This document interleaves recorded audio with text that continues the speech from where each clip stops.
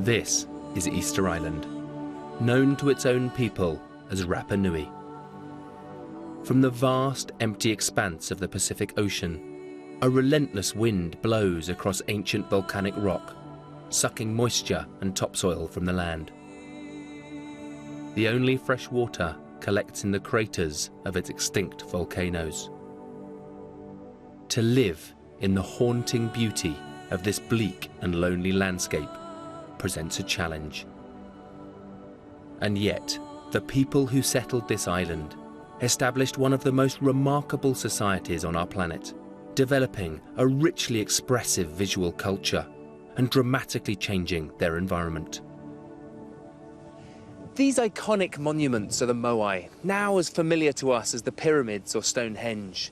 But they're just one part of a sophisticated landscape created to serve Rapa Nui beliefs and way of life. The tiny size of the island and its limited natural resources were such a contrast to the majesty of the stone gods that from the moment Dutch explorers made the first European contact, people questioned how its inhabitants could have achieved this level of sophistication.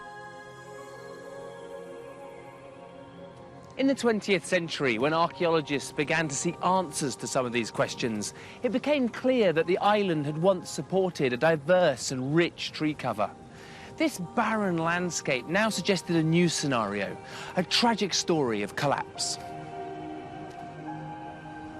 What could account for the toppled monuments in the treeless landscape? There was no one left to explain. The Rapa Nui people had almost been annihilated, and their history forgotten. Gradually, though, one theory became dominant: ecocide, ecological suicide. In this reading of the evidence, the Rapa Nui people caused their own downfall, overexploiting their natural resources to build the moai, bringing about an environmental catastrophe that destroyed their society. Civil strife, starvation, and even cannibalism followed, spelling the end of one of the world's most amazing civilizations. For centuries, Rapa Nui has stood as the closest example of the human experience in miniature. Its isolation on the planet mirrors the isolation of Earth in space.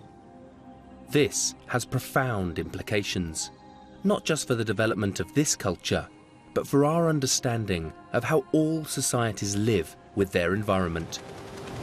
If the Rapa Nui self-destructed, then what hope is there for our planet?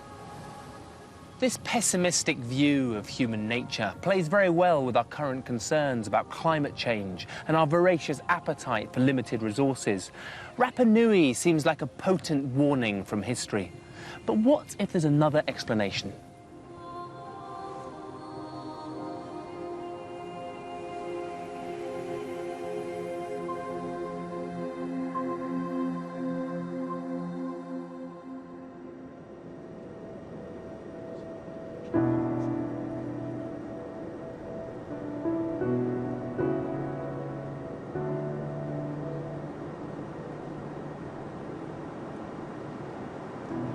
You really feel the isolation of Easter Island on the journey in.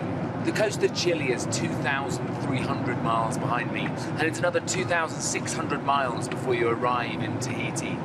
This is the largest expanse of open ocean in the world, and in the middle of this vast expanse of nothing is the volcanic outcrop of Easter Island. The Polynesians call this place Te Pita o Te Henua, which means the navel of the world. Flying to Rapa Nui today, crossing thousands of square miles of featureless ocean, you can't help but marvel at how anyone ever found this tiny island in the first place. This small cluster of houses makes up the only town, Hungaroa, and the daily flight from the mainland keeps the population connected to the global economy. Everything they need, down to the milk that they drink, arrives by air. Rapa Nui folklore not only tells us the name of the leader of the first group of colonists, it tells us where he landed. This is Anakena Beach, and the Rapa Nui legends say it's where a Polynesian king came ashore from an ocean-going canoe. His name was Hotu Matua. His arrival on this beach had another significance in the story of our planet, because it was the final link in the chain of human migration. Somewhere around 70,000 years ago, our modern human ancestors left Africa and began spreading across the globe. In the following 60,000 years, they gradually colonized the whole planet, completing their easterly migration by crossing from Asia into the Americas. The last part of this process was the spread of Polynesian people across the Pacific, moving on from island to island over the last 2,000 years. And so when Hotu Matua set foot on this sand, he was completing the final step of an incredible journey. To the east is empty ocean until you arrive in South America, which was already colonized. So in many ways, this is the final step in the colonization of our world. Whether Hotu Matua was really the name of the first human settler to arrive here, what is certain is that he came from the west. And his journey was an extraordinary feat of navigation, sailing against the prevailing winds. Te Rangi Hiroa, one of the most famous Polynesian anthropologists, called them the Vikings of the sunrise, and I think that's a great name because they were surely among the greatest navigators and voyagers in world history. Technologically, it was the double-hulled canoe, the idea of replacing the outrigger with another hull, so you get this big craft capable of carrying substantial numbers of people, cargo, pigs, dogs, chickens, planting stocks, for voyages of up to a month or so at sea. Along with that went navigational techniques, knowing the stars well enough that you could determine your latitude by stars. So when you go out on exploratory runs of wind reversals against the normal trades, discover islands, you could get back on a return voyage by knowing the latitude of your home island. If you knew latitude, you could run back to your home island, you were okay.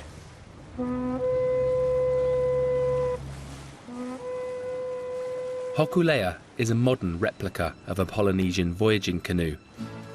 And today, I'm joining one of its regular training runs along the coast of Hawaii.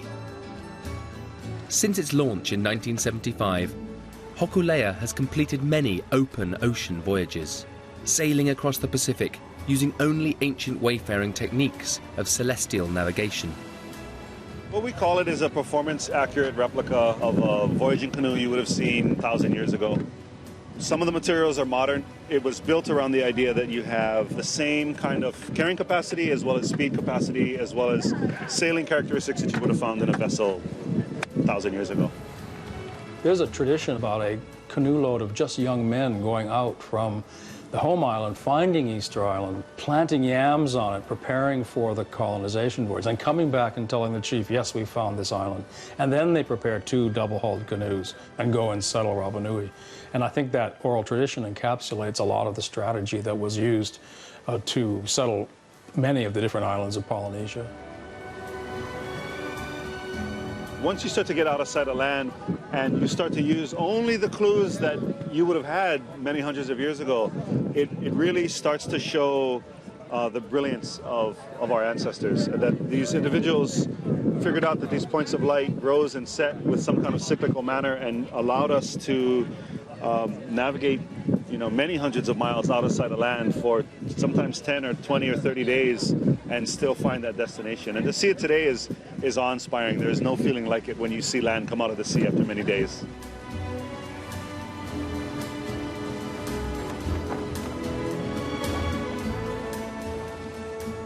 When they first arrived on Anakena Beach, Hotu Matua and his fellow settlers only had what they brought with them and the resources the island could supply.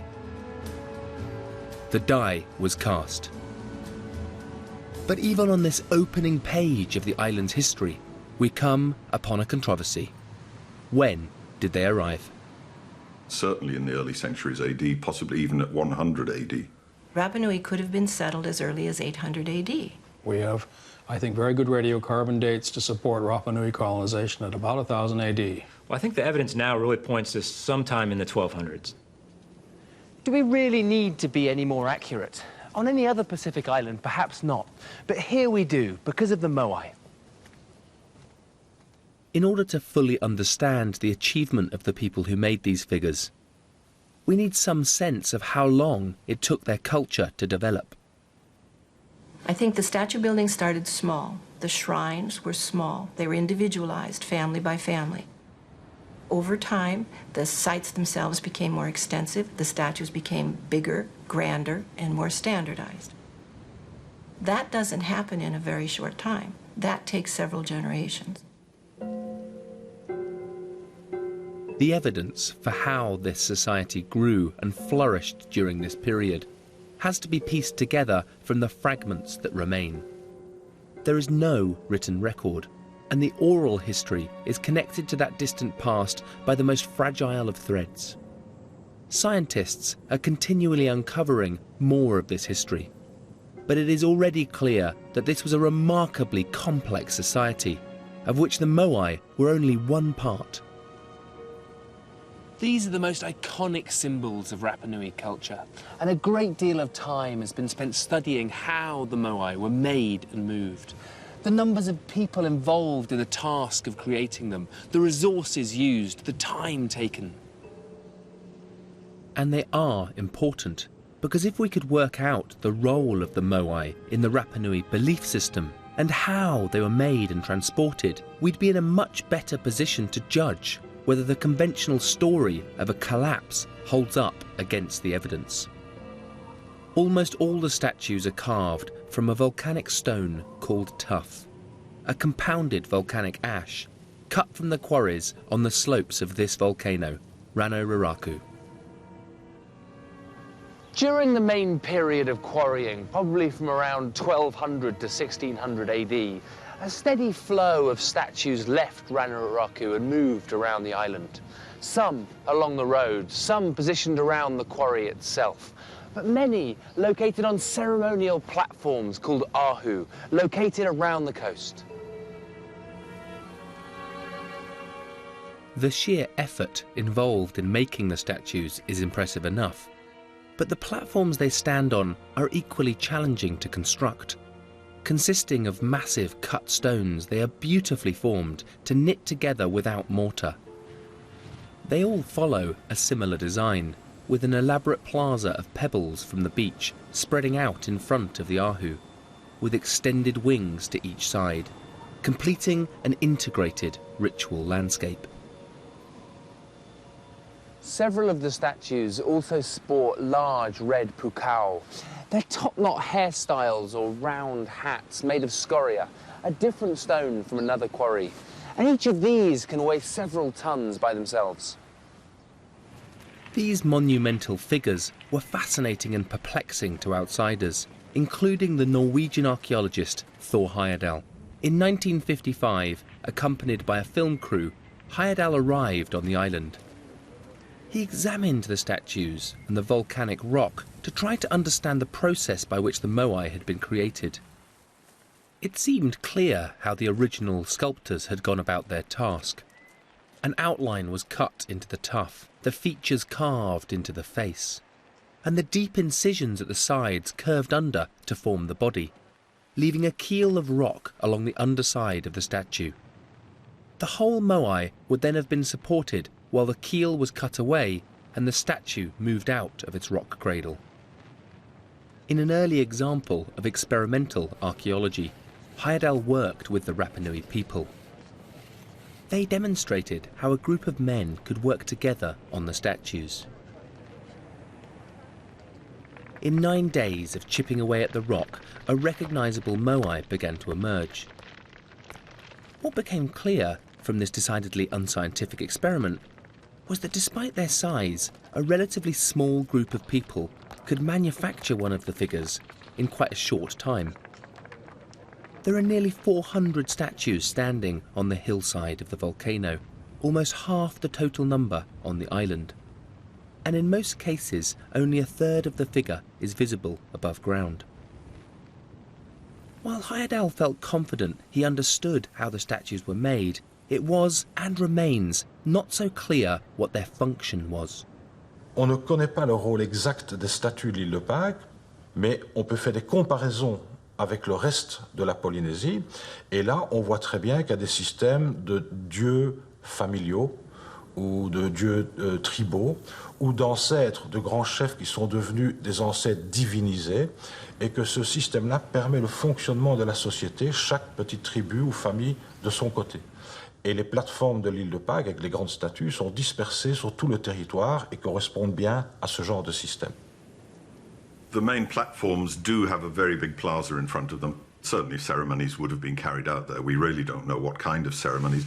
All we have is a little bit of testimony from the very first European accounts. The islanders did show respect to these things. Sometimes they knelt before them, sometimes they lit fires in front of them, but that was about it. I think what we're looking at is this marvelous sort of creativity that somehow we're unwilling to say or to accept could have sprung from that community. But in fact, that probably is what happened. One or more small groups of individuals who over time tested and developed this symbol and realized that what they had created expressed perfectly what people believed. And once you do that, my goodness, you have a really successful object.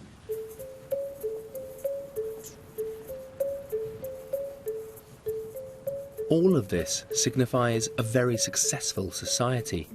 In their first few centuries on the island, the Rapa Nui thrived and the population grew. The statues and their platforms began to be built across the whole island, sometimes in ones or twos, but sometimes in vastly more complex formations. The people lived in small settlements based around family or clan groupings. But the communal effort required to construct and build the statues shows that this was a very cooperative society.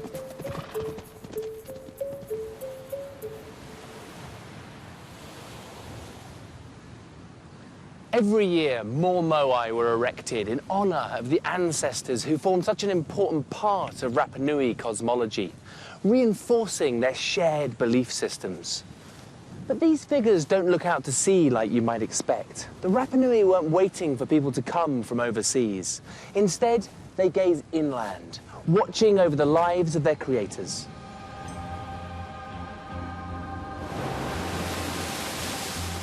We can't be 100% certain, but there is a distinct possibility that once the island was settled, there was no continued contact with other Polynesian groups. Clearly they turned in on themselves in many ways. They thought they were the whole world. Everything else had drowned, and there was nothing out there. This is probably why the statues of the ancestors are placed around the edge of the island, facing inwards. They're like a protection from whatever unknown is out there, because there is nothing out there that they know of. This island was the whole world to them. This extraordinary degree of isolation just adds to the mystery of this place. Thor Heyerdahl later published a book with the optimistic title, Easter Island, The Mystery Solved. But it didn't satisfactorily answer the first question everyone asks when confronted by a stone figure weighing many tons. How was it moved?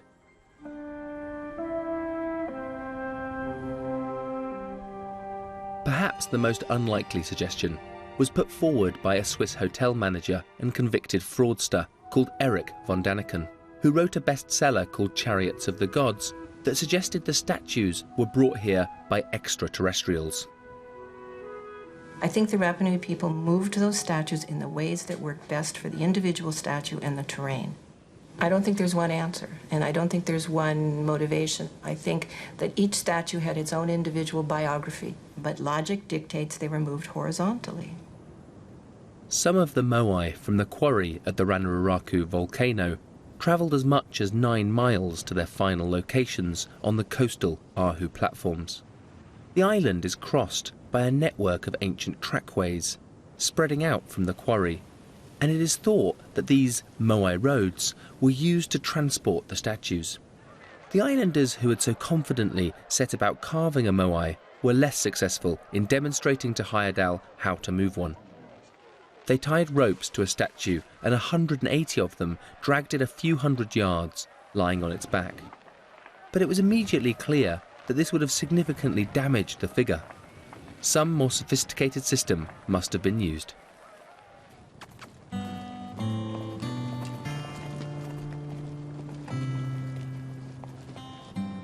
This puzzle goes right to the heart of our understanding of the Rapa Nui and what caused the decline of their culture. Could the statues have dominated the life of the island to such an extent that the people cut down their trees to provide timber rollers and levers to move these leviathans? Was the island cleared to grow food to support a huge workforce, labouring to keep manufacturing the moai? And was there some kind of calamitous collapse brought about by the pressures of an expanding population and diminishing resources? That is the traditional ecocide narrative. So the popular story of Rapa Nui that was told really throughout the 20th century is that the islanders, quote, self-destructed. That really began with the work of Thor Heyerdahl when he and other researchers had been told this story of collapse and of widespread warfare and anarchy. People became very obsessed with building larger and larger statues. They were very competitive, and that led to them cutting down all of their trees and losing sight of what they were doing in terms of their resource base on the island. At the core of this narrative of collapse is the implicit suggestion that the Rapa Nui themselves were to blame for the destruction of the island paradise that they discovered and settled. I think many things probably went wrong. Clearly, whatever happened on the island was very largely brought about by themselves. It was essentially the destruction of the forest which led to their decline, because once they got rid of the forest pretty much completely by about 500 years ago, there's no timber anymore. They'd lost the ability to make lots of rope, which they would have needed. This is why the statue building and moving stopped. They simply didn't have the means to do it anymore. They had done something quite radical to this environment, which was irreversible. It's not difficult to find a Pacific island that looks like Rapa Nui would have done before it lost its tree cover. This is Oahu, part of the Hawaiian archipelago, and this is just the kind of dense palm forest that once covered Rapa Nui. When the first settlers came to the island, they really found a paradise. They found an island which was covered by a thick subtropical forest, which consisted of at least 20 species of trees and shrubs, dominated by a huge palm species. The palm which provided very nice nuts which could be eaten. The palm stems provided a sweet sap like palm honey. And the palms provided, of course, leaves and wood, which could be used for building houses, building canoes, and so on. The crowns of the palms provided shadow. They protected against harsh weather conditions, against storms, against heavy rainfalls. We are very sure that far more than half of the forest consisted of the palms. It may have been paradise for a few, but as the island population expanded, it's evident that more and more forest was cleared. The Rapa Nui oral traditions, mostly recorded by Europeans in the late 19th century, tell of a period of conflict and warfare which occurred around the same time. Once the trees were gone, they recount that the island became less fertile, leading to a crisis when they couldn't grow enough food to support themselves. Ultimately, these legends say, the islanders began to regard each other as a source of protein, and cannibal feasts became a feature of the conflicts. Polynesia is well known for constant strife between families and clans and tribes and islands, and so it's actually quite miraculous. As far as we can tell, Easter Island was a model of peace for its first maybe 1,500 years. And it looks as if the different communities of the island must have helped each other in the building and moving of statues and platforms and so on. But then when crisis hits, it's a very, very different picture, and we have all kinds of different evidence for a flare-up of violence, quite vicious violence in some cases. We have the toppling of the statues. It's very clear to anyone who goes to the island and sees these things. They were toppled quite dramatically in tit-for-tat raids, probably. Then you have the mass production suddenly of these, what are called matar, these obsidian points, which were probably used for all kinds of different things for domestic use, but certainly some were spearheads and daggerheads. The oral traditions support this. There was warfare, there was strife that came about presumably through the deforestation, the loss of resources, possibly overpopulation, that we don't know. But it's just too much of a coincidence that all of these things suddenly appear in the record. These circumstantial coincidences may paint a gripping picture of civil war, but in archaeology, such bold claims require hard evidence. The Bishop Museum in Honolulu is the most important centre for the study of the history of Polynesia in the Pacific. It has a large collection of items from Rapa Nui, including several hundred of the mata'a, the obsidian artefacts found in abundance on the island. But although the archaeological record clearly contains potentially dangerous objects, new evidence suggests that they were not used for violent purposes. They've commonly been interpreted as spear points, but as you can see, most of them don't really have a defined point like we think about in other areas of the world. And so what evidence has suggested is that these cutting edges were actually used to cut plant matter and wood. What archaeologists have found on the surface of them is sweet potato and taro, which of course were the mainstays of the agricultural economy. And that is the economy that really supported the statue building industry and craft specialists in society. So projectile points were seen as one strand of evidence leading to this idea of inter-community warfare on Rapa Nui. Is there other evidence for warfare on the island? Well, in terms of the skeletal evidence, it's not unsurprising. We have about 2% of fatalities that bioanthropologists attributed to violence in terms of the skeletal population. And so if you look at that line of evidence, that's not unnaturally high. Most Polynesian societies are competitive, of course, and Rapa Nui probably was no exception to that. Another common group of Rapa Nui artefacts, often misused to support the idea of a period of general starvation and environmental collapse, are these wooden figures known as kava. On utilise souvent ce genre de statue pour prouver qu'il y a eu une famine, parce que sur ce genre de statue, on voit les côtes, on voit la colonne vertébrale, on voit le bassin, et ça a l'air de représenter une personne qui a des problèmes d'alimentation. Mais cette statue-ci, nous avons une datation par le carbone 14, et nous savons qu'elle date des années 1400, et que donc elle est au moins 2 siècles plus ancienne que la possible famine sur l'île de Pâques. Mais on sait aussi qu'en Polynésie, il y a beaucoup de mythes, de légendes qui parlent de l'importance symbolique du squelette. Donc il y a toutes sortes de symbolismes comme ça qui font penser que ce genre de statuette n'a pas beaucoup de rapport avec de la famine, mais a une charge symbolique très importante. Et il existe un autre type de statuette, l'homme lézard, et on voit aussi ses côtes et sa colonne vertébrale. Et j'ai des difficultés à penser que même les lézards ont eu faim à l'île de Pâques. C'est une drôle de situation.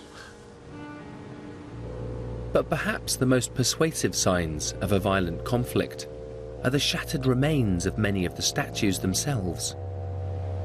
These moai, lying toppled on their ceremonial platforms, are like the fallen monuments of any vanquished civilization. In fact, until the 1960s, there were no moai left standing on their ahu platforms. They'd all been toppled at some point. And it's easy to imagine that this is the result of some sort of intra-island warfare. But close examination throws this into doubt. There's something revealing about the way these statues fell. They are lying face down in positions that suggest they were lowered with some care. Ce n'est pas en les basculant qu'elles se sont cassées. D'ailleurs, souvent les nez, qui sont les premiers à toucher le sol, sont intacts, même pour les statues cassées. On voit que le nez est intact, ce qui était incroyable. Ils ont couché les statues, parfois elles couvrent même des caveaux funéraires, elles sont vraiment bien déposées sur les caveaux pour faire la couverture, et puis ils ont mis tous ces galets au-dessus, ce ne sont pas des ruines. Quand on voit ça pour la première fois, on pense que ce sont des ruines, mais dès qu'on enlève les galets, on trouve le monument intact en dessous. Donc c'est un processus qui est fait avec soin et qui est volontaire. Donc il y a une raison religieuse là derrière qu'on ne connaît pas exactement. Could the anger of whoever toppled these statues have been directed not at each other, but at the ancestors they represent? And if that's the case, what could the ancestors have done to fail them so spectacularly? What happened to lead to this sudden loss of faith? Could it be that after hundreds of years of splendid isolation, someone else showed up that changed their view of the cosmos?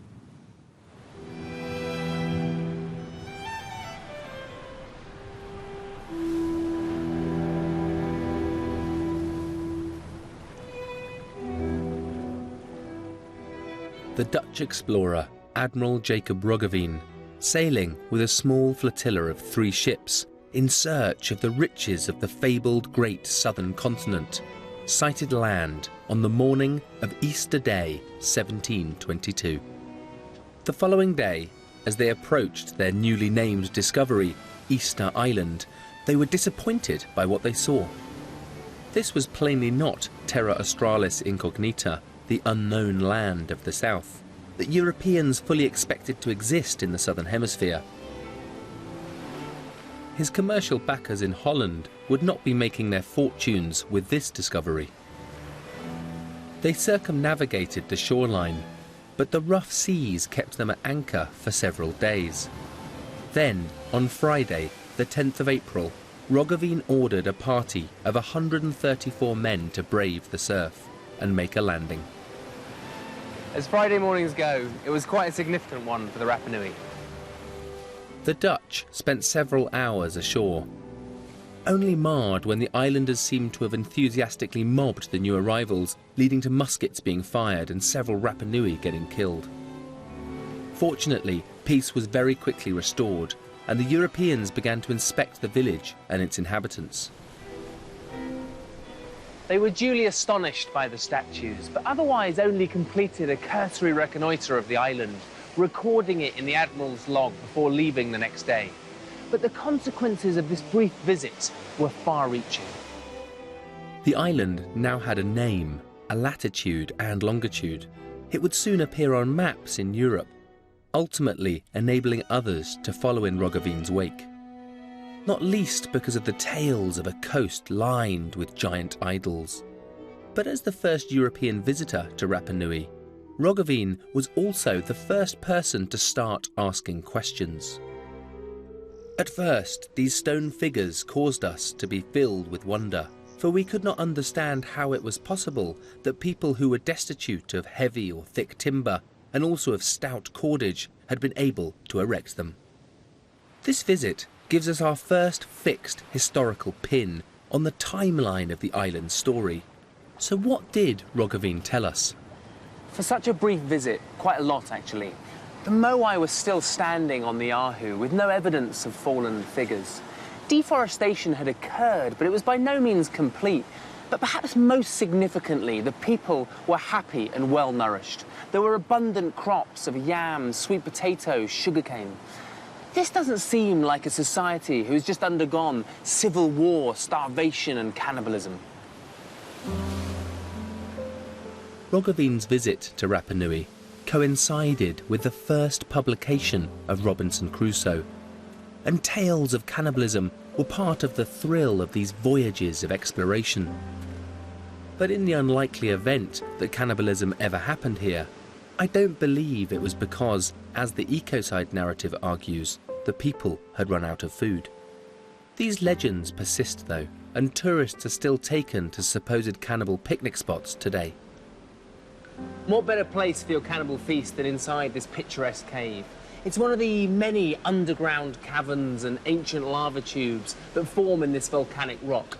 This one is called Anakai Tangata, which means Eat Man Cave. But I'm pretty sure that no one's ever been eaten here. Well, there's really no evidence for cannibalism whatsoever. When we do see it in the archaeological record, it's fairly clear. You know, you see butchered bones and you see people in soup pots and stuff. We don't find that on Easter Island. All of the evidence is basically tradition and lore about cannibalism, and all of that lore seems to have come from the 19th century when Europeans arrived. If we look into other cultures, cannibalism is very seldom based on the need of food. It has more a spiritual meaning, but the reason was for sure not lack of food. so it doesn't seem to have been the gruesome venue its name suggests. But there is evidence of human activity here. The roof of the cave is decorated with colourful rock art. Far from being the site of barbarous cannibalism, the walls of this cave once again show the sophistication of the Rapa Nui. Roggeveen tells us that the people showed every sign of friendship. He saw no weapons. Not only were the statues still standing, they were clearly still venerated as the people were observed lighting fires in front of them and kneeling before them. There is nothing in his report that remotely suggests the culture of the Rapa Nui was in decline. Far from it. His observations suggest it was flourishing, with new cultural traditions emerging. These drawings depict the Birdman, a human figure with the head and beak of a bird. Similar images can be found all over the island. The Birdman ceremonies took place in the most dramatic spot on Rapa Nui, a dizzying 1,000 feet above the waves on the southern tip of the island. This is Orongo, precariously perched on the Rano Kau volcano. It's a whole ceremonial landscape centred around the Birdman. They had a competition, the Birdman competition, which was essentially a stuntman race, which involved going out to the furthest islet, Motunui, and waiting there for the sooty terns to arrive and to lay their eggs. And then the one who could bring an intact egg back all the way to his sponsor at the top of the cliff would then turn his sponsor into the Birdman for the year. Birds were important in their eyes because birds could come and go at will, unlike the islanders. These low stone buildings are claimed to have been the site of elaborate ceremonies that took place each spring. In the 1860s, Catholic missionaries witnessed the enactment of the final Birdman rituals, a practice they were largely instrumental in wiping out. The island is still a largely Catholic community today, and at the harbour in Hangaroa, St. Peter stands triumphant on a pedestal decorated with the motif of the Birdman he superseded. We still don't know how the Rapa Nui developed these different strands of their culture. It has been suggested that the Birdman rituals grew in importance as the Moai were being abandoned, but whatever the connection, they both reinforce the sense of a people at one with their landscape. Orongo is fascinating because it is very different culturally. It's very possible that this idea of someone going and getting something that's rare shows up as a sort of response to European interaction. When Europeans arrive, they bring private goods with them, sort of foreign goods. And those goods become very sought after. And you see this over and over and over again, that people for the first time in their lives could have something that no one else could have. And it was simple as a hat or a piece of cloth. The art inspired by the Birdman rituals is everywhere up here. Over 1,300 separate low-relief rock carvings or petroglyphs cover this site. This decorative rock art is a way of marking the skin of the earth, and the Rapa Nui marked their own bodies with tattoos in much the same way, bringing together the people, the ceremonial sites, and the landscape within which they lived.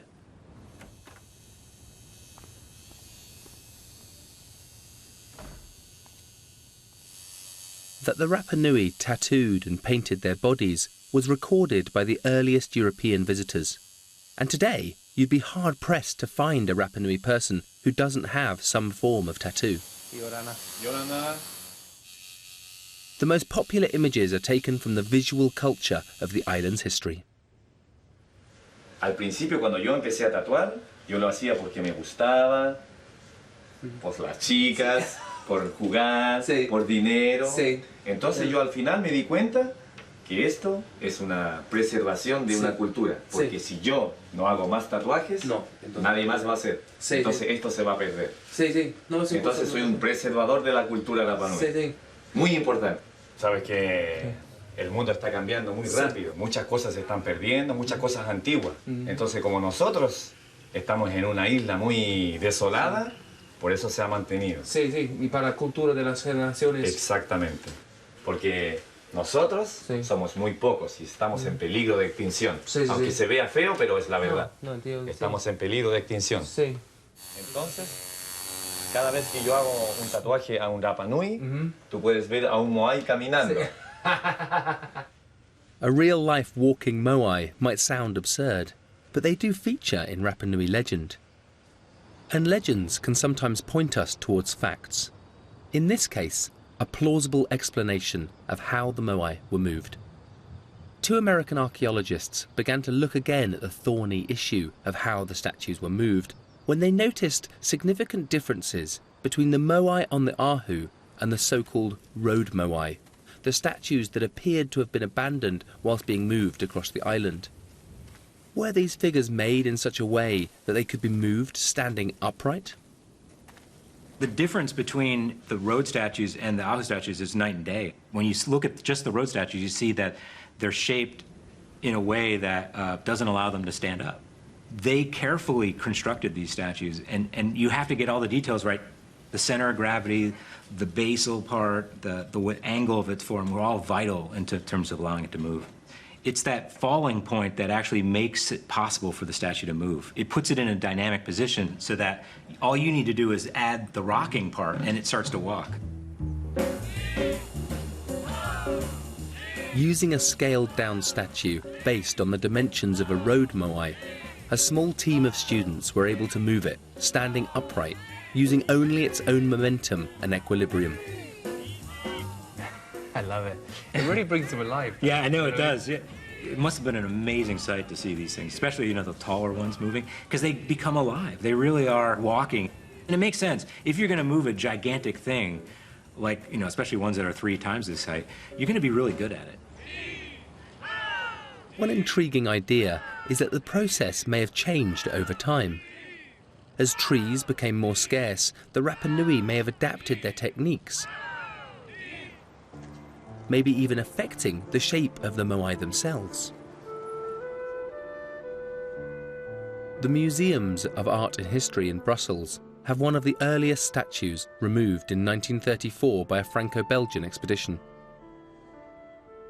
If you look at the earliest statues, you find a lot of variability. I mean, you find statues that have big, wide heads, statues with round heads, kind of triangular shaped things, all kinds of weird shapes. Many of those aren't suited for walking. The walking shape, this particular sort of bowling pin type shape, this wide base and narrowing at the top, you find the largest statues and the later statues all looking more and more like that shape, which probably relates to, as they get bigger, that's the only way to move them. There were certain other resources they probably used when those were more abundant. You could imagine rails and something to help slide things along. But they came upon this walking idea along the way of moving them. They are amazing engineers, amazingly talented for taking rock and doing things with it. So, the Rapa Nui may not have used many trees to move their moai at all. But even if they did, it is far from certain that this alone could have caused their downfall. We have about 1,000 moai on the island. Maybe half of them were transported, perhaps with support of palm trunks. We can figure out about maybe 1,000 trunks per moai. Then we have in total about 500,000 of trunks used for transporting moai. But on the other hand, we have 16 million palm trees calculated on the island when the first settlers came. Where have the other 15.5 million palm trees gone?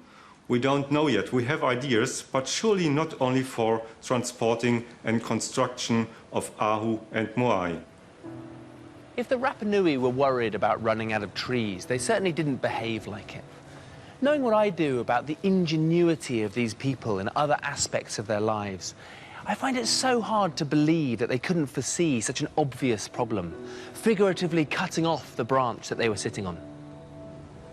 The more we uncover about the island's past, the clearer it seems to me that it wasn't the moai that led the Rapa Nui to cut down their trees. And there's even less evidence that there was a civil war and a collapse of Rapa Nui society. In fact, the Birdman rituals suggest their cultural traditions were still evolving. But regardless, some deforestation did occur. So why did they do it? And did it lead to their downfall? What was it about their island that precipitated such a radical transformation? What makes Polynesia so fascinating is this tremendous environmental variation in the kinds of islands that we have. Big islands, small islands, islands that are in the temperate zone, islands in the tropics, coral, volcanic, and so on. So we have a kind of set of natural experiments, if you will, of the way in which the same culture, the Polynesians, adapted to and used resources on these very different kinds of islands. Rapa Nui is a volcanic island of moderate size, but it's way down in the southeast of Polynesia. So it's really getting almost into the temperate. It's subtropical to temperate. So the climate had a lot of influence. And the geology is fairly old, so the soils have less nutrients than they would on very young volcanic islands. So you have to have other sources of nutrient input in order to sustain intensive agriculture. When the first king, Hotumatua, arrived on his double-hulled canoe with his new island starter pack of crops and animals, he would have found an island largely covered by this kind of dense undergrowth. So you can easily see that his first task would have been to start clearing the forest. In this respect, the Rapa Nui would have been no different to most other new colonists the world over. Slash and burn clearance for agriculture is the most common cause of deforestation, and is still happening today in the world's rainforests. By felling and burning the trees, the Rapa Nui not only cleared more land to grow food, but enriched the soil with nutrients from the wood. Far from reducing the food supply, cutting down the trees would have greatly increased the island's productivity. The palm itself is extinct. It does not exist anymore, but we found these carbonized traces here, coming from when the entire forest was slashed and remains had been burned. Charcoal was used for improving fertility of soils. We can date the charred wood to find out the chronology of deforestation. We took samples from all over the island, and we found that deforestation started on the island about 1250 and ended roughly about 1650. Deforestation involved high labor efforts. We calculated from the number of about 16 million palm trees that at least 400 people daily were involved in the slash and burn activities on the island.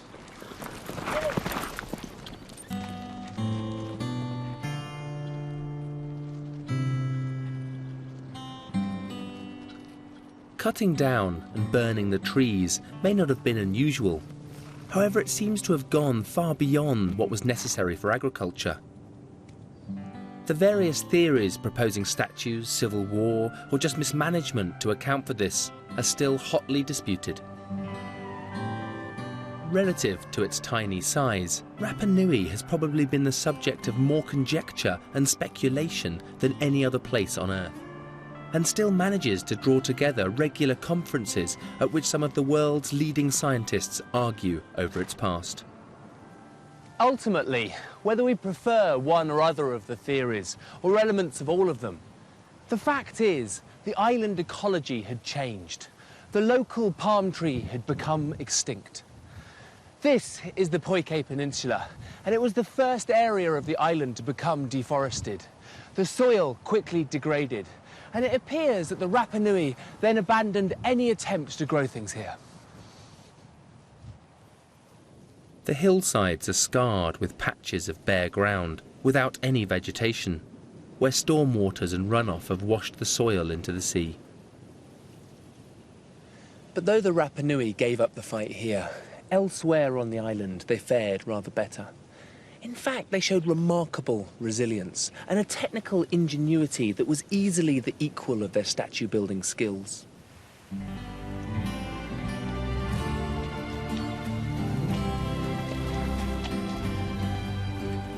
Their goal was to maximize and stabilize agricultural production, and they developed a method that allowed them to hang on to their topsoil and replenish its nutrients. The first Europeans to see this landscape would have had a very clear idea of what fertile farmland looked like. Back home, you cleared the land of stones and rocks for the plough to grow crops. These rock-strewn fields would have struck them as very poor land for cultivation, but they were wrong. These stones aren't the remnants of the weathered bedrock. Incredibly, they've all been brought here and distributed deliberately, and they have a dramatic effect on the land that they cover. The stone layer protected the soil from wind and water erosion. It improved the microclimate for the crops they planted, protected the soil from the drying effects of the sun, and deterred weeds. 300 years later, these stones continue to preserve fertile, cultivable soils on the land they cover. This was an ingenious solution to the effect deforestation had on the soil. It's a process known as lithic mulching. Lithic mulching or stone mulching is a very special technique which was invented on Easter Island in its kind, unique in the whole world. The stones now functioned as a protection layer. They compensated the loss of the palm trees which before protected the soils against harsh weather conditions. Now the stones took over this function. In much the same way that the Rapa Nui were able to organise themselves to manufacture the statues and clear the land for farming, so too they worked together on the huge task of covering nearly half the island with lithic mulch. These people were no shirkers. We figured out by calculations of the number and size and weight of stones over about 400 years daily, at least 100 to 150 strong men must have been involved in this technique. I can see from this that it's entirely possible the Rapa Nui wanted to clear some of their island of trees, not to move the statues, but because they wanted to eat. Lithic mulching was not the only sustainable technique they developed to increase their productivity. The French botanist Jacques Barrault made a distinction between farmers and gardeners. A farmer grows a multitude of identical anonymous plants together in a field, but a gardener cherishes each plant individually. I like to think the Rapa Nui would fall into the second category. Another of their solutions to increase their food supply were little protected gardens they called manavai. A small low wall enclosing a circular space a few meters across protected a mix of crops, retaining moisture and providing shelter from the salt wind. There are thousands of these manavai, protected gardens, all over Rapa Nui, and they show that personal solution to the food supply. And there were other innovations in this landscape too.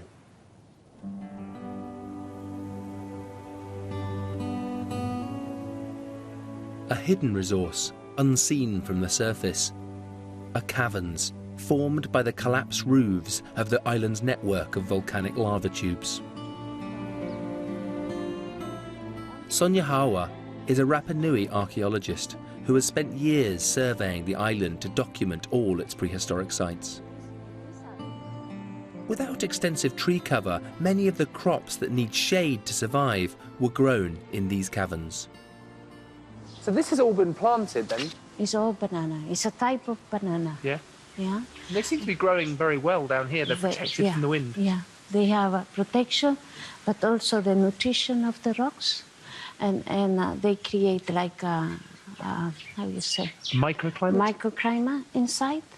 And it's not only good for banana, but you can put taro, uhi, tea, sugarcane. And how extensive are these caves? You can have 3 or 4 kilometers of caves. And inside, they, of course, is divided for different reasons. These caves are the inner landscape of Rapa Nui. They stretch under as much as 30% of the land surface. Accounts from Europeans who visited the island in the late 18th century often mention how few women they saw.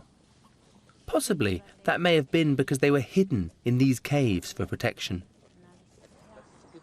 But the most important role these caverns played in the well-being of the islanders was to offer them more variety in their diet. At the end, you can understand the relation of human with the rocks was very important, and their way of survive and using rocks. When you are isolated, you need to create, yeah, because you have to survive. These people, they have to think like a rock, yeah, and they have to live with the rock.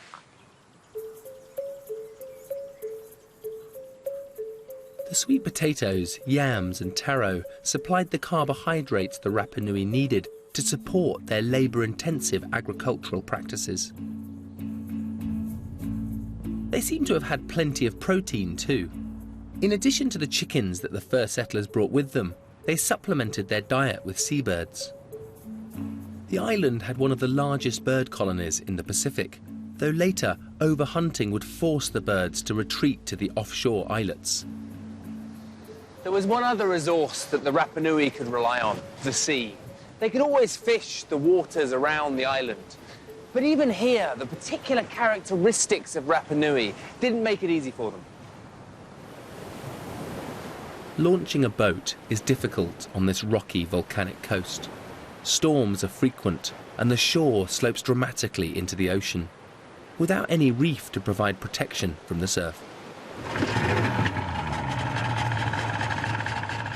Nonetheless, fishing has always been a part of the Rapa Nui way of life, and still is today.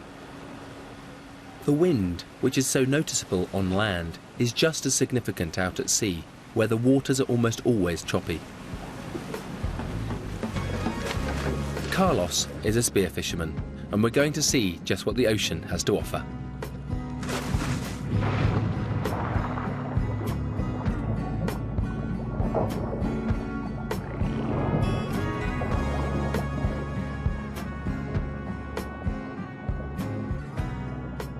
Don't be deceived by the wetsuit and snorkel. Carlos's only breathing apparatus are his lungs. Once beneath the waves, it soon becomes clear just what a rich resource this would have been.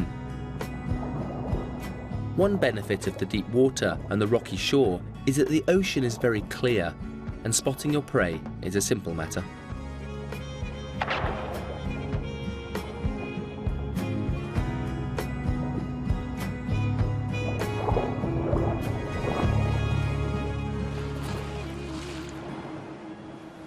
Taking into account their various ingenious agricultural practices, and considering they were surrounded by an ocean full of fish, I'm pretty confident that the Rapa Nui always had plenty to eat. Through their innovations and their careful cultivation of their landscape, they had developed a sustainable way to live in one of the most difficult places on Earth.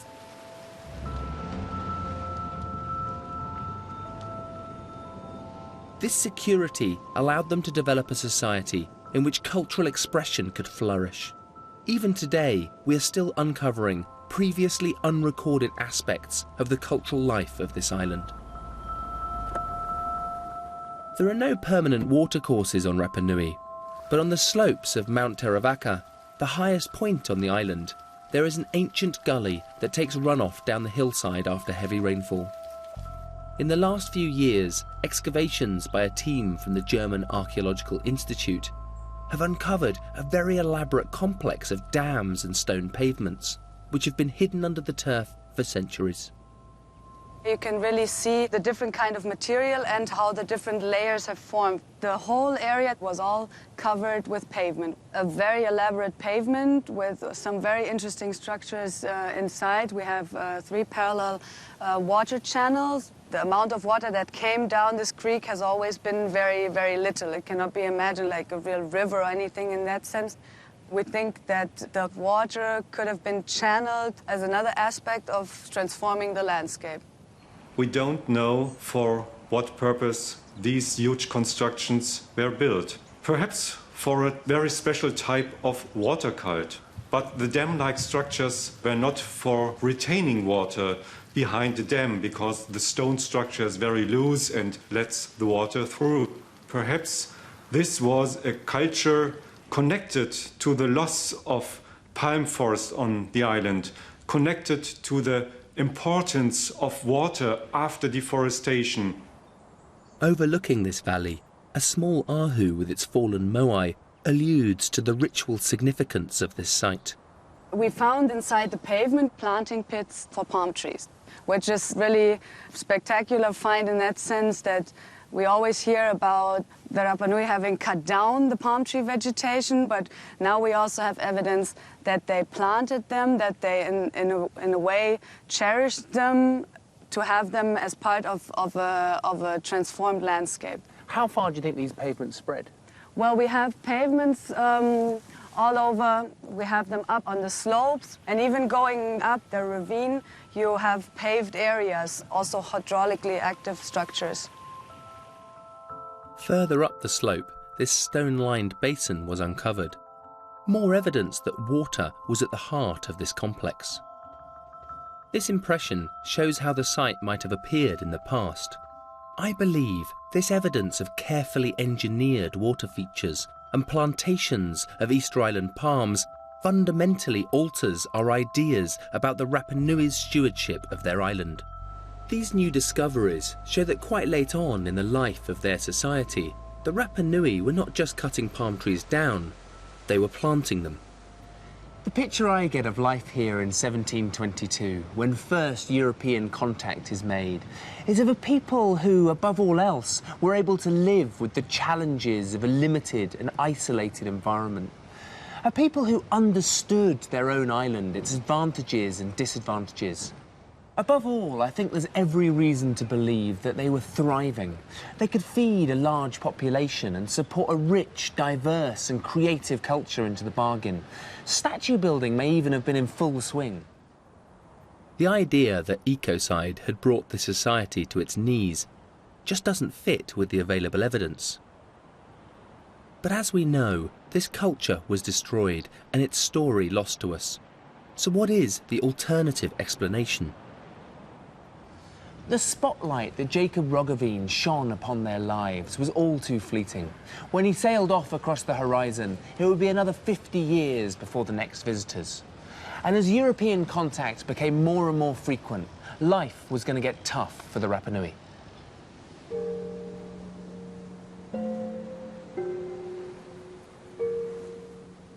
In 1770, 3 Spanish ships visited for a few days, followed in 1774 by Captain Cook, both looking for the same mythical southern continent that Roggeveen sought. But in the 50 years since the Dutch visited, it seems something dramatic had happened to the Rapa Nui. Nature has been exceedingly sparing of her favours to this spot, said Cook, and one of his officers described the people as destitute of tools, of shelter, of clothing. And he couldn't work out how the natives had been degraded to their present indigence. He also notes that several of the statues had been thrown down. When the Europeans arrived here, the only contact that the Rapa Nui had with the outside world beyond the horizon was the occasional arrival of seabirds and maybe driftwood. At least for several centuries, the island was devoid of big trees, so it was impossible to make a seaworthy canoe. So when the Dutch arrived, it would be like aliens coming to planet Earth. It was the same kind of impact for this tiny environment. For them, for centuries, the universe was a small island. That was it. When the Dutch came, everything changed. And most likely, these Dutch people brought some disease, flu, whatever, cold, a virus against which the immune system of the population, of the local population, had no defenses. So probably this disease decimated a big part of the population at that time. I believe that the visit of Jacob Roggeveen was the trigger for a paradigm shift in the Rapa Nui universe. We'll never know for sure, but it seems to me that he unwittingly left behind diseases that destroyed the basis of their society. and undermined the faith in their stone gods, the ancestors who they believed would protect them. When Captain Cook arrived 50 years later, the seeds of this demise were already evident. There were signs of disease and malnourishment, and they were beginning the painful process of dismantling the Ahu. Many of the statues, their most extraordinary achievement, were already lying in the dust, their faces hidden from the misery their descendants were suffering. We now think that some of the population declines may have been as much as 90% on Polynesian islands within a few decades after European contact.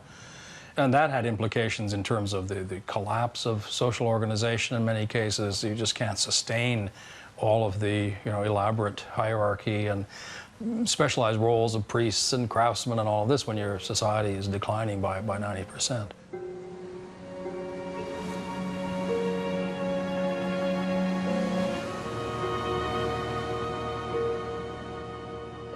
In the first half of the 19th century, a steady flow of ships visited the island, whalers and merchantmen crossing the Pacific, and others that would have a more devastating impact.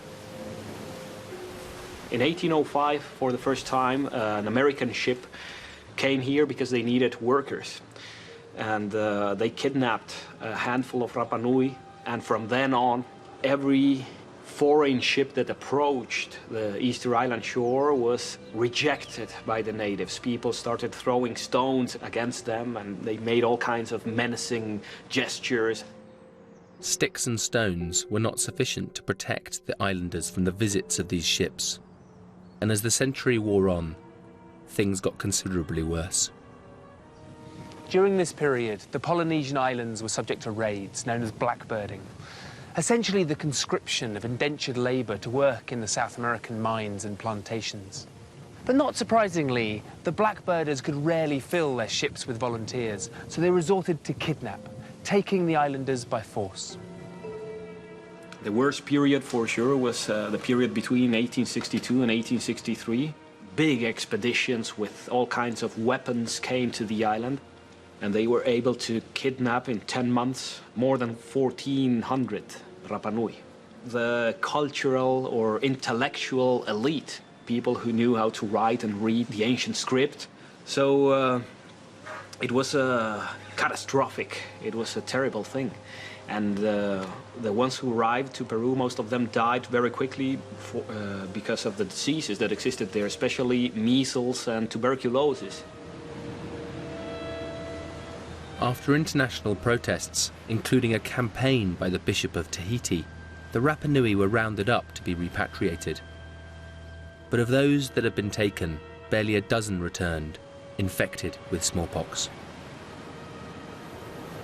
Most people would say that the Easter Island culture died there at that time, not only because of the death of so many people, also because of the completely demoralized state of the survivors, and because the French Catholic missionaries who arrived shortly after this slave trade started converting the population to the Catholic religion.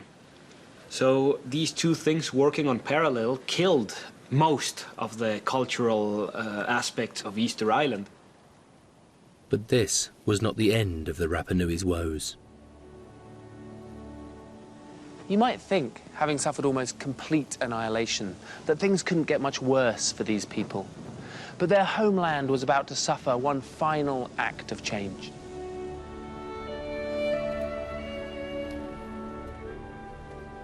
In the late 1860s, a French adventurer called Jean-Baptiste Dutré-Bornier began buying land on Rapa Nui from the islanders for insultingly small sums, and often at gunpoint. He used his newly acquired property to graze 435 head of merino sheep, imported from Australia.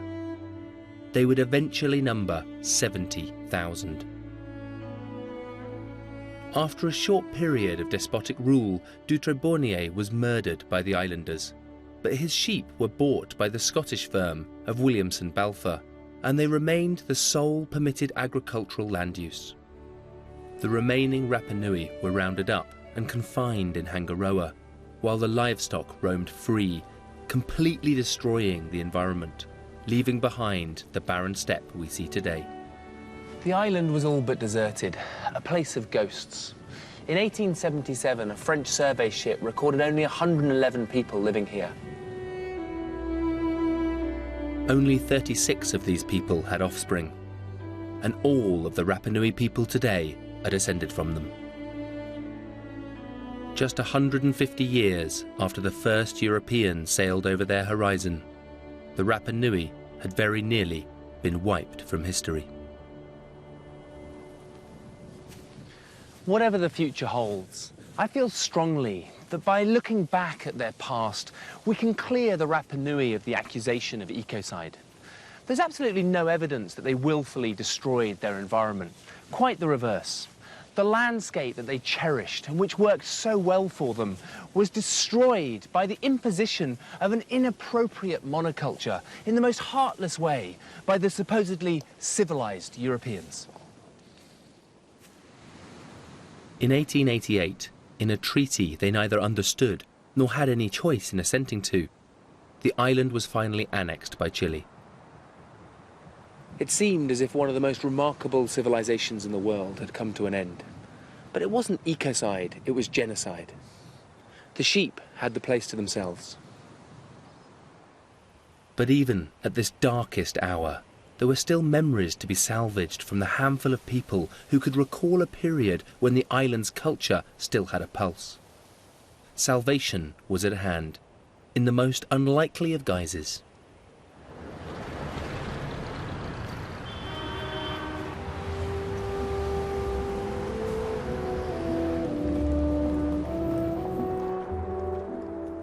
On a warm August afternoon in 1910, a middle-aged couple, Catherine and William Routledge, visited the British Museum in London to admire the statue known as Hoa Hakananaya.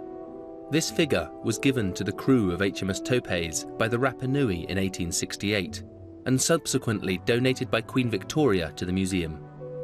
As a result, it is the single most viewed moai in the world, visited by more people than any of its companions on Rapa Nui. Catherine was a wealthy woman with a fascination for archaeology, formidably well educated for the time, and William was keen to persuade her that Easter Island would provide them with an opportunity to make their names in intellectual circles. This visit was to have immense consequences for the little island on the other side of the world. Catherine Routledge would write a book that would make Easter Island internationally famous, helping to establish it as one of the world's great mysteries. Catherine and William commissioned an ocean-going schooner and set sail for the South Pacific, arriving on the island 13 months later on the 29th of March, 1914. For nearly 200 years, every European who had visited Easter Island had gazed in awe at the moai and wondered about their history. Catherine Routledge was the first person to come equipped with the tools to make a modern archaeological survey and start to seek some answers. She was the right woman in the right place at the right time, and she was interested in the archaeology, but she was equally interested in the people and in their language and in their history. I think her contribution is the intuitive way she approached collecting ethno-historical data on Easter Island. I think her presence on Easter Island was so positive for many reasons. Catherine Routledge preserved all this knowledge for the next generations. All these elders that she managed to interview who were born long before the Peruvian slave trade, long before the arrival of the Catholic missionaries, they could give her information about the lifestyle in those days, pre-Christian times. Her translator, Juan Tepano, my great-great-grandfather, realized that the elders had something interesting to tell. Lots of people realized only after Catherine Routledge's visit that people abroad, people in other parts of the world, found Easter Island culture and the achievements of the Rapa Nui as something interesting. The most extensive dig Routledge was able to conduct was inside the crater at the quarry in the Ranariraku volcano. She called these two statues Mama and Papa. Despite being a self-financing amateur, Catherine Routledge ultimately put Easter Island on the map, publishing a book about her time here under the inevitable title, The Mystery of Easter Island. Though her archaeology was helpful in the early understanding of the island, it was the information she recorded by talking to the Rapa Nui people that constitutes her most valuable legacy. She was obviously an empathetic listener and became quite involved in the day-to-day concerns of the villagers imprisoned in Hungaroa, unable to visit their own ancestral lands which they could see beyond the Pale. In the summer of 1914, during the first months of her stay on the island, there was a native uprising led by a charismatic woman known as Angata. Angata's rebellion in 1914 had a very strong religious aura. Everything was done in the name of God, of the Christian God, but this Christian God had lots of Rapa Nui traits. I mean, he wanted sacrifices of sheep. When she gave the order, bring 100 sheep from the company and kill them in the name of God, and they made all kinds of big feasts, just like in the time of the Birdman competition. So lots of people thought she was like a priestess, or she was a prophet. The uprising was diffused partly by the calm, level-headed negotiations between Catherine and Angata, but ultimately by the arrival of a Chilean warship. The sense of injustice remains, though. The theft of their land and their barbaric treatment by successive groups of outsiders have left a legacy that simmers to this day.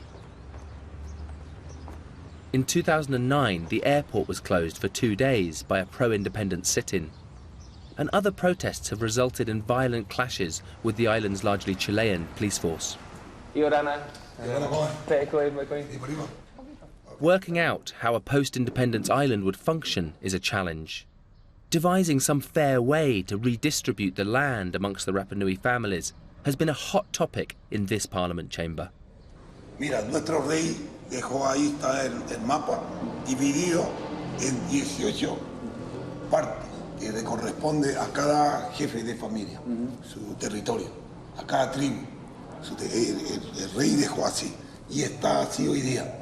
Hay un poco como que el Estado de Chile quiere desaparecer eso y nosotros no lo estamos aceptando. Hoy día seguimos siendo dueños de nuestro territorio. Cada tribu en su territorio.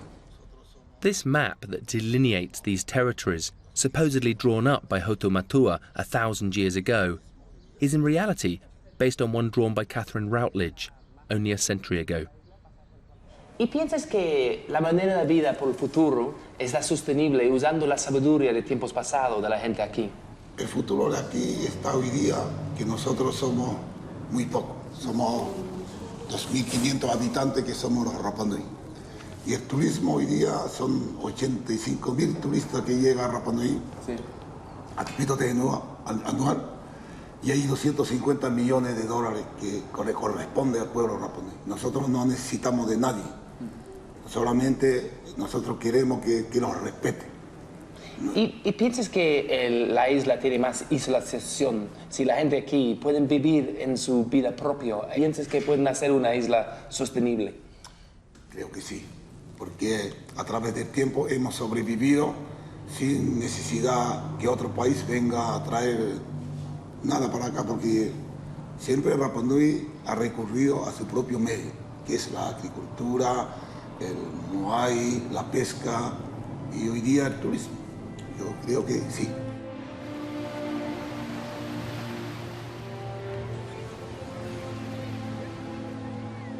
In many ways, Rapa Nui has recovered. Its population is approaching 5,000, just over half of whom can trace their ancestry back to the original families. The statues have given it a source of income, but tourism is both a blessing and a curse. A programme to re-erect some of the statues and restore their ahu was begun in 1960. A member of the Heyerdahl expedition, William Malloy, stayed behind on the island and became the driving force behind this process.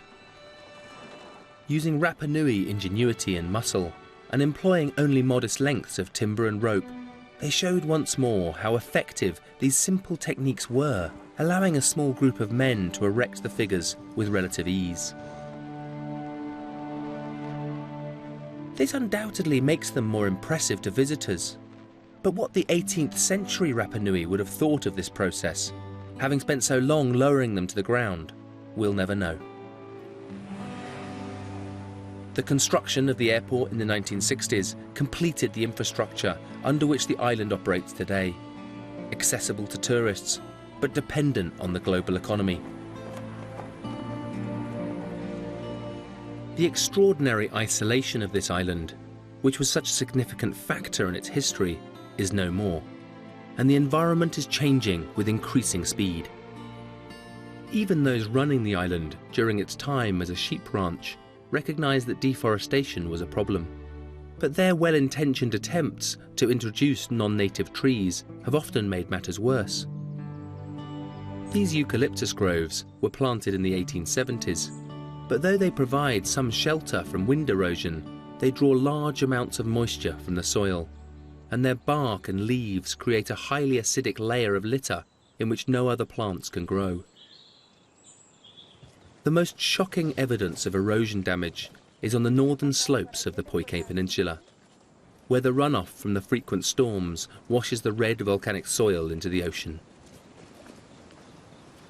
This soil is not a renewable resource, and once it is gone, it cannot easily be replaced.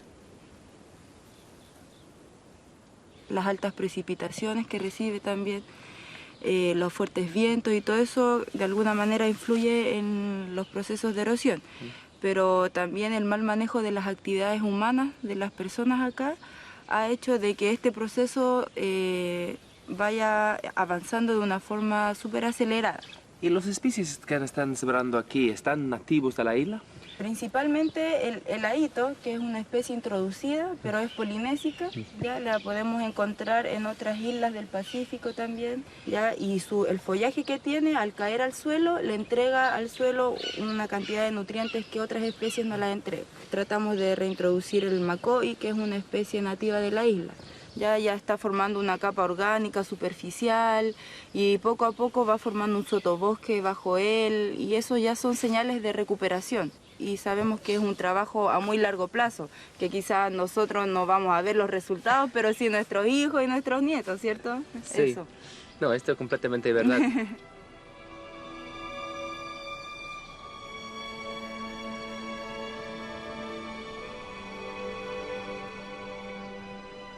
So what are the lessons we can learn from this extraordinary tale?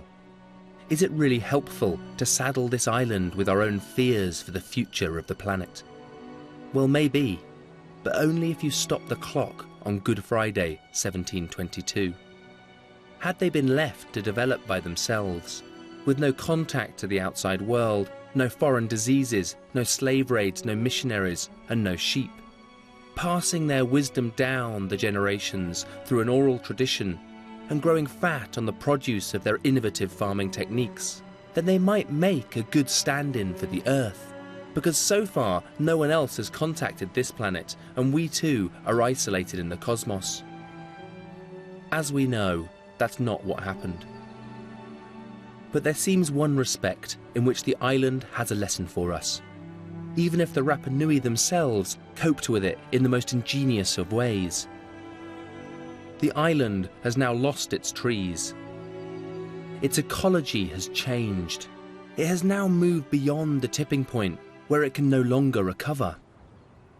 The basic lesson is very clear in that they thought this island was the whole world. From the highest point of the island, Terivaka, you can see the whole thing. They could see what was happening. And so we, on our planet, which is the only world we know of with our species on it, we can see very clearly what we're doing to the planet, and our population is rocketing up, and we are using natural resources at an ever-increasing rate, and there is going to come a crunch at some time, and we just hope and pray that science will be able to make us sustainable and keep us going beyond that crisis, but we shall see. One of the single most important ways in which Rapa Nui people adapted to the changing circumstances of their island was they pushed the envelope of creativity. They pushed the envelope of belief. They caused people to question the very ideas that they had held sacred. And then they created new symbols for enacting those new beliefs. So this is a remarkable intellectual and artistic way of addressing a very real economic and social problem. I think the most important message that people could get from Easter Island would be the resilience. And I think it's because people here learned how to survive, and they have survived with the chin up, always with seeing the bright side of things. And I think that's the best message we can give to the outside world. La situación ecológica en la isla está como en decadencia, es un gran trabajo, ¿ya? Pero eso no es una excusa para detenerse, sino que es una motivación para seguir adelante y seguir tratando de recuperar lo que nosotros tuvimos antes, pues, ¿ya? De que la isla se parezca lo que más se pueda, digamos, a lo que nos dejaron a nosotros nuestros antepasados, eso. Sí, no, estoy completamente de acuerdo con eso. If the young people of Rapa Nui can marry this kind of optimism and the intelligent management of their ecology with political solutions to their disputes with the Chilean government, there is every reason to believe they will have a home to be proud of once more. Their ancestors, whose faces lay buried in the earth for so long, not seeing the loss of their incredible inheritance and hidden from the pain and sorrow visited upon their descendants, might finally have a reason to stand tall once more in silent respect for their achievements.